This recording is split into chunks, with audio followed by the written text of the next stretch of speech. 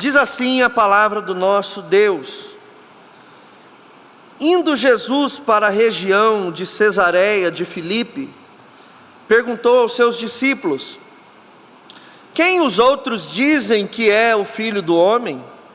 E eles responderam: Uns dizem que é João Batista, outros dizem que é Elias, e outros dizem que é Jeremias ou um dos profetas. Ao que Jesus perguntou: E vocês? Quem dizem que eu sou? Respondendo Simão Pedro, disse: O Senhor é o Cristo, o Filho do Deus vivo. Então Jesus lhe afirmou: Bem-aventurado é você, Simão Bar-Jonas, porque não foi carne e sangue que revelaram isso a você, mas meu Pai que está nos céus. Também eu lhe digo que você é Pedro, e sobre esta pedra edificarei a minha igreja, e as portas do inferno não prevalecerão contra ela. Eu lhe darei as chaves do reino dos céus, e o que você ligar na terra terá sido ligado nos céus, e o que você desligar na terra terá sido desligado nos céus. Então Jesus ordenou aos seus discípulos que não dissessem a ninguém que ele era o Cristo. Bom, deixe sua Bíblia aberta. Nós chegamos então já à reta final do credo apostólico.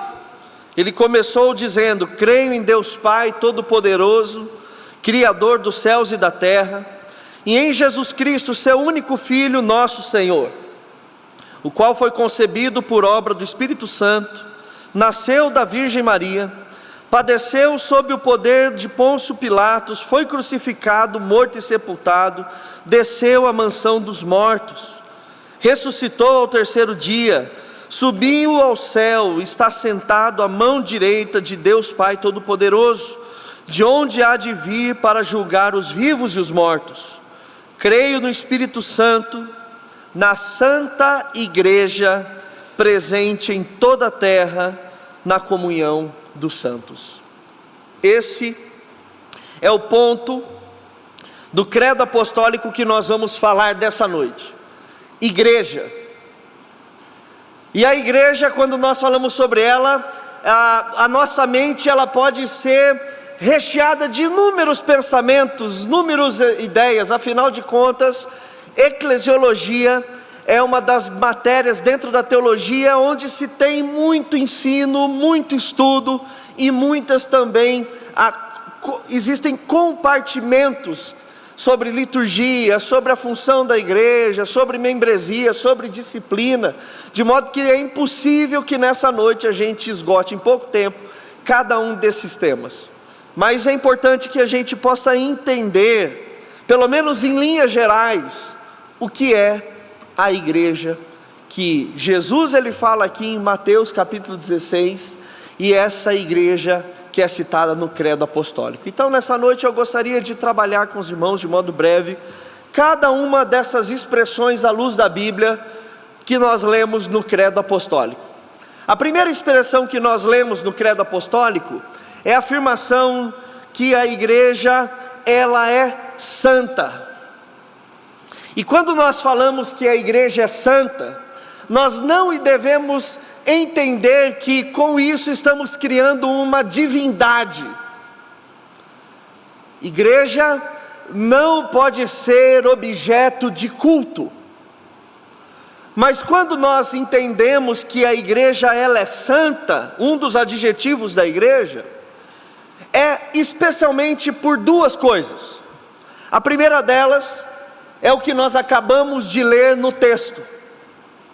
Quem cria a igreja, quem inventa a igreja, é o próprio Senhor Jesus Cristo.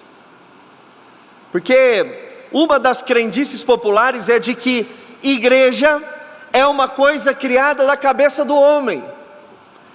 É a institucionalização da religião, que seria muito mais pura e límpida se não houvesse essa interferência dos seres humanos. Mas a verdade é que igreja ela não nasce no coração dos seres humanos. A igreja, ela nasce no coração de Deus. Inclusive, ainda que não com esse nome, quando nós olhamos no Antigo Testamento, nós já vemos a igreja ali sendo estabelecida. A primeira igreja, ela foi formada no Jardim do Éden, quando estavam lá Adão e Eva conversando com o Senhor, contemplando o Senhor, adorando o Senhor na viração do dia. Quando depois Deus separa Abraão e a sua descendência para se tornar povo particular do Senhor, ali também está a igreja reunida. Quando Israel se reunia no tabernáculo, ali você tem a igreja reunida. Quando Israel, ele celebra a Páscoa, depois rumo à terra prometida, você tem ali a igreja reunida. Então, igreja não é uma ideia que aconteceu apenas séculos depois da instituição cristã como religião oficial do Império Romano. Pelo contrário. E uma das coisas mais interessantes é que Jesus, ele fala de igreja, claramente do texto, sem que ainda houvesse uma igreja institucionalizada, que a gente vai ver só lá acontecendo em Atos. Mas é que esse conceito, essa verdade, ela já estava implícita, sempre quando o povo de Deus se reunia. Então, quando o credo apostólico afirma que a igreja é santa, ela não está falando, o credo não está afirmando uma bobagem, ela está simplesmente fazendo coro àquilo que a Bíblia já diz. A igreja é santa porque é o Senhor que funda a igreja. É o Jesus Cristo que diz: a minha igreja. Então a primeira coisa que nós precisamos entender, que a igreja, ela é uma obra divina. Olha a ênfase que Jesus ele dá a Pedro: edificarei a minha igreja, e tudo aquilo que Deus diz sobre aquilo é meu, isso é santo. Então muito cuidado para todos nós, quando nós formos falar da igreja. Muito cuidado, porque outra figura da igreja no Novo Testamento é a figura da noiva. Como seria para você, homem, se alguém chegasse e falasse mal da sua noiva ou da sua esposa para você? Inclusive tem um pessoal que diz que ama Jesus, mas não ama a igreja. O pastor Jonas Madureira, ele usa um exemplo maravilhoso naquele livro Igreja é Essencial, que alguns irmãos da igreja inclusive leram já.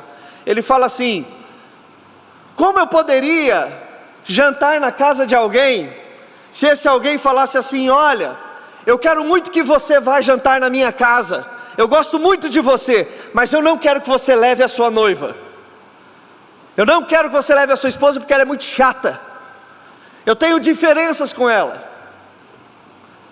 Você iria jantar na casa dessa pessoa? Você iria se relacionar com essa pessoa? Dificilmente. Como é que nós hoje falamos: eu aceito o noivo, mas eu rejeito a noiva?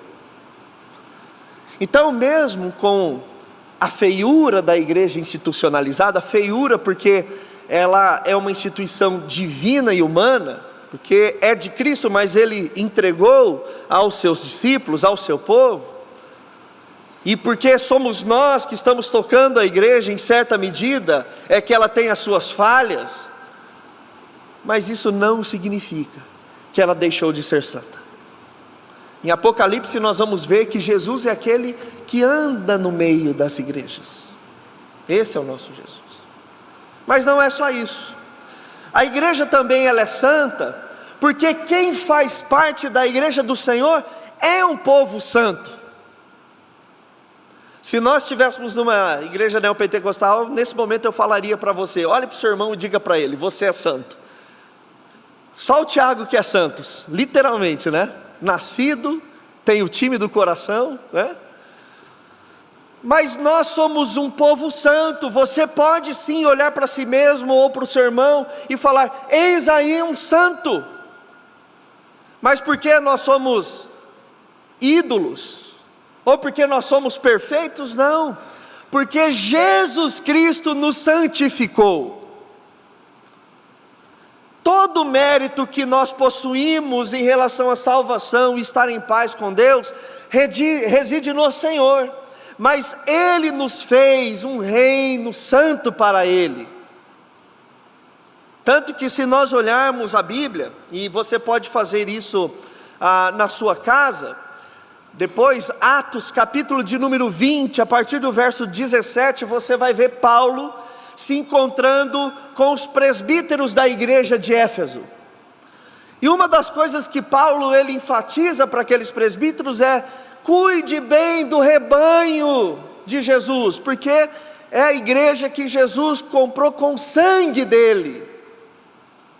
Nós nos tornamos santos porque o sangue de Jesus nos torna santos.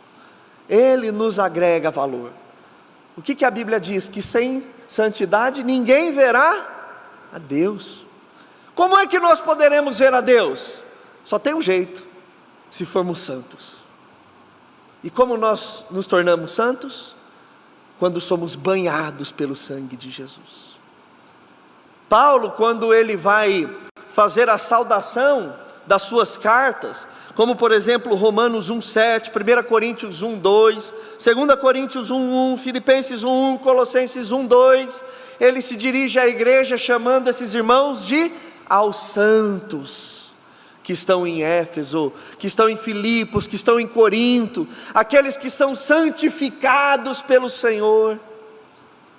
Então, por isso que o credo apostólico ele não está equivocado. A igreja é santa. Primeiro, porque quem a criou é santo. E depois, porque ali faz parte um povo santo. Não porque nós somos bons. Somos pecadores. Inclusive na igreja nós somos os piores do mundo. Mas sobre nós está o sangue do Cordeiro. Está o sangue do Cordeiro. A segunda expressão do credo enfatiza que essa igreja santa, ela está presente em toda a terra. E essa é uma verdade maravilhosa, porque ela fala de alguns aspectos importantes sobre o que é igreja. O primeiro aspecto é que diz que essa igreja ela é local, mas ela também é universal. Não universal no sentido da palavra da igreja universal do reino de Deus, mas universal de ela estar em todos os lugares, em todos os cantos. O texto aqui de Mateus que nós acabamos de ler, ele vai falar sobre isso, que a igreja, ela não será, ou melhor, a porta do inferno não prevalecerá contra ela. Ela vai avançar para todos os lugares, para todos os cantos. Aqui a gente vê o cumprimento também da promessa feita lá em Gênesis, quando Deus diz para Abraão que nele seriam benditas todas as famílias da terra, em Gênesis capítulo 12, verso 3. Nós temos sim a igreja local, ela é muito importante, mas nós não estamos sozinhos. A igreja está espalhada, irmãos e irmãs incontáveis, dos quais nós não conseguiremos conhecer a todos. E na própria Bíblia a gente fala e vê Jesus falando dessas duas nuances da igreja. Se em Mateus 16 ele está falando sobre a igreja por todo o lugar, em Mateus 18, se você virar as páginas aí da sua Bíblia, Jesus ele está falando da igreja local. E ele fala da igreja local quando ele trata do tema como tratar e resolver a situação quando você tem um problema com o irmão. Olha como que Jesus trata isso. Olha lá em Mateus 18, a partir do verso 15. Se o seu irmão pecar contra você, vá e repreenda-o em particular. Se ele ouvir, você ganhou o seu irmão. Mas se não ouvir, leve ainda com você uma ou duas pessoas. Então no processo de reconciliação é assim: vá sozinho, a pessoa não ouviu, leve uma ou duas pessoas. pelo depoimento de 2 ou 3 pessoas, testemunhas, toda a questão seja decidida. E se ele se recusar a ouvir essa pessoa, expõe o assunto à igreja. Qual igreja ele está falando aqui? A espalhada sobre toda a terra ou a igreja local? Local. Você não tem como levar um assunto para todo mundo. Pega o avião, vou levar lá para os irmãos que estão na Espanha, na Ásia, na África. Não. Jesus já contempla e ensina a importância dessas 2 nuances da igreja que estarão sobre toda a terra: a igreja local e a igreja universal, espalhada sobre todo o plano terrestre. Mas um outro aspecto também que a igreja presente em toda a terra ela trata, é sobre a igreja militante e a igreja triunfante. A igreja militante é aquela que está na terra ainda, sendo sal, sendo luz, vivendo, seguindo os passos de Jesus. Essa igreja que o texto está dizendo de Mateus 18, cujas portas do inferno não prevalecerão sobre ela, ele está militando. Mas a igreja triunfante é aquela que nós vemos lá em Hebreus capítulo 11, capítulo 12. Daqueles irmãos e irmãs que morreram dentro da igreja, dentro do corpo de Cristo, no Antigo Testamento e no Novo Testamento. E aí o capítulo 12 falamos, uma vez que nós estamos rodeados de tão nuvem de testemunha, de tanta gente que hoje goza do triunfo na eternidade, sigamos olhando para o Senhor Jesus. Então, se hoje nós estamos militando, amanhã estaremos triunfando com o Senhor. Seja quando nós partimos daqui, estaremos na eternidade com os nossos irmãos em Cristo, triunfantes agora como igreja, ou quando o Senhor Jesus vier buscar o seu povo. Então toda a igreja, nessa época, antes dela e aqui a por vir, todos triunfaremos com o Senhor em toda a terra. Mas também quando o credo apostólico fala sobre a igreja presente em toda a terra, ela também diz que agora o plano não está restrito apenas a uma nação. Quando nós lemos o texto de Romanos 10, 12, Gálatas 3 e 28, a gente vai perceber que agora o reino de Deus, ele expandiu. O mistério que estava oculto em outras gerações foi revelado, Cristo em vós, a esperança da glória.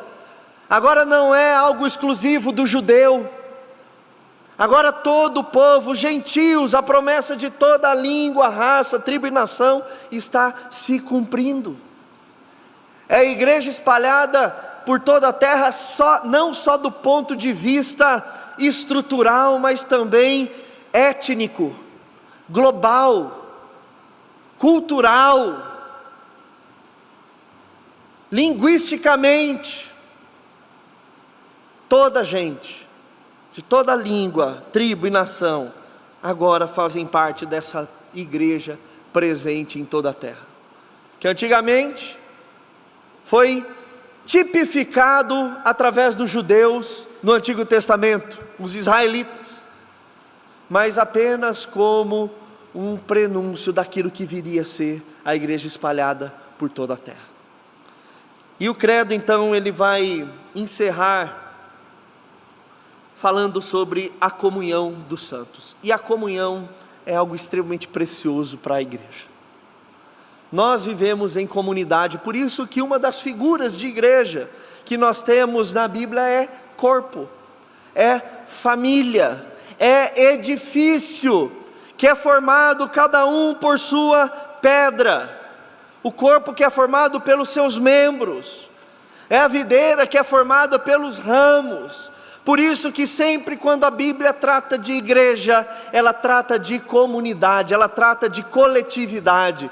Por isso que a maior falácia que se tem hoje no meio evangélico, provérbio de Satanás na boca de muitos crentes é: eu sou a igreja.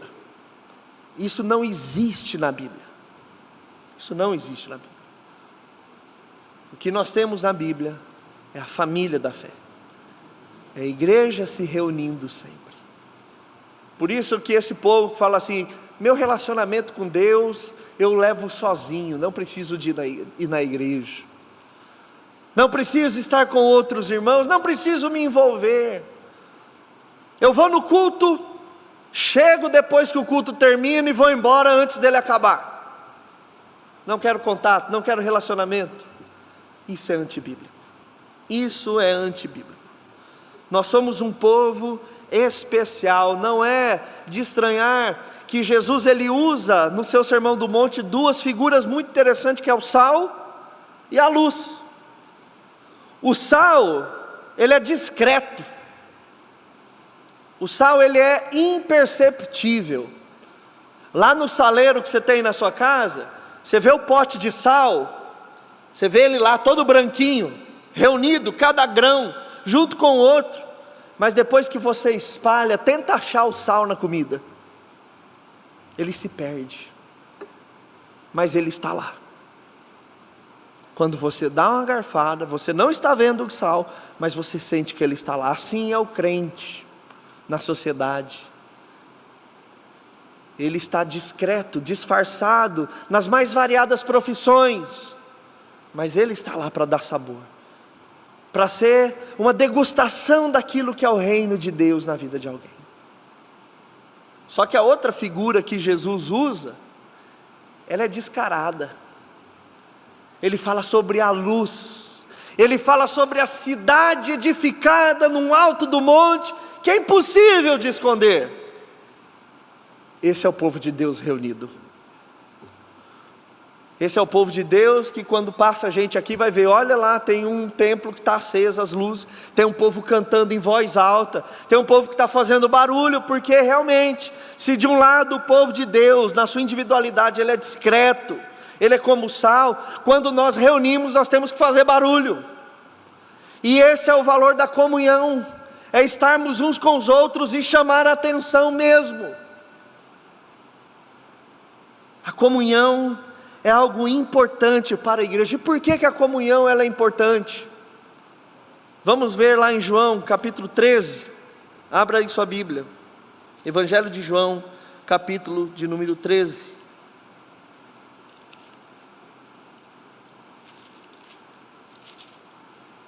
A partir do verso 31.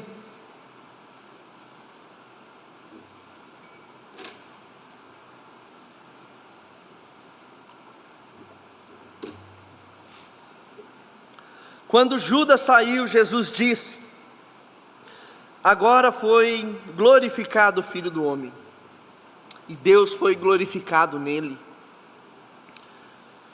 Se Deus foi glorificado nele, também Deus o glorificará nele mesmo, e ele o glorificará imediatamente. Olha a comunhão entre o Filho e Deus, que comunhão linda, que entrelaçamento na economia da Trindade. Filhinhos, ainda por um pouco estou com vocês. Vocês vão me procurar, mas o que eu disse aos judeus também agora digo a vocês: para onde eu vou, vocês não podem ir. Eu lhes dou um novo mandamento, que vocês amem uns aos outros. Assim como eu os amei, que também vocês amem uns aos outros. Nessa comunhão do amor que vocês têm um pelos outros, todos conhecerão que vocês são meus discípulos, se tiverem amor uns aos outros. A comunhão proclama o Evangelho, e esse amor a gente só exerce em comunidade, não na nossa individualidade. E quando comunitariamente nós amamos uns aos outros, nós estamos mostrando ao mundo que nós somos discípulos de Jesus. Curiosamente, nós não mostramos que somos discípulos de Jesus se na nossa playlist do Spotify só tiver música gospel. Você não demonstra que é um discípulo de Jesus se você andar 24 horas por dia com a Bíblia debaixo do sovaco. E ainda que você memorize 300 versículos bíblicos, isso ainda não dirá muito se você é um discípulo de Jesus. Mas tem uma coisa que Jesus disse que mostra que somos discípulos dele: pelo amor que nós temos uns pelos outros, por essa comunhão. João 17, vira aí também as páginas da sua Bíblia.